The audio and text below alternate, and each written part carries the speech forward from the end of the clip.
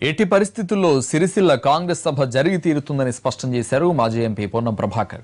రాష్ట్రంలో నియంతృత్వ పాలన కొనసాగుతోందన్న పొన్నం కాంగ్రెస్ పార్టీ నిషేధిత సంస్థ కాదన్నారు. నేరేళ్ల బాధితులను లోక్సభ మాజీ స్పీకర్ మీరా కుమార్ పరామర్శిస్తారని చెప్పారు పొన్నం.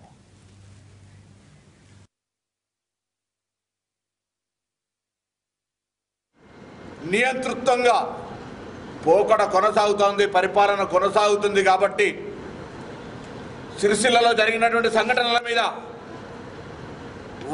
అవాస్తవాలు ప్రజలకు తెలవాలని, బాధితులకు పరామర్శనిచ్చి అండగా ఉండాలని, కాంగ్రెస్ పార్టీ సమస్యకు దూరం కాదు, ప్రజల మధ్యలో ఉంటుందని చెప్పడానికి వట్టెట్టి నాయకులను కాదు, రాష్ట్ర నాయకత్వానికి పరిమితమై కాదు, బాబు జగజీవన్ రామ్ గారి కుమార్తె, ఐఎఫ్ఎస్ ఆఫీసర్, మాజీ కేంద్ర మంత్రి, మాజీ లోక్సభ స్పీకర్, ఉమ్మడి 17 పార్టీల రాష్ట్రపతి అభ్యర్థిని సిరిసిల్ల తీసుకురావడానికి నిర్ణయం తీసుకొని కార్యక్రమం రూపొందిస్తే శాతగాని ప్రభుత్వం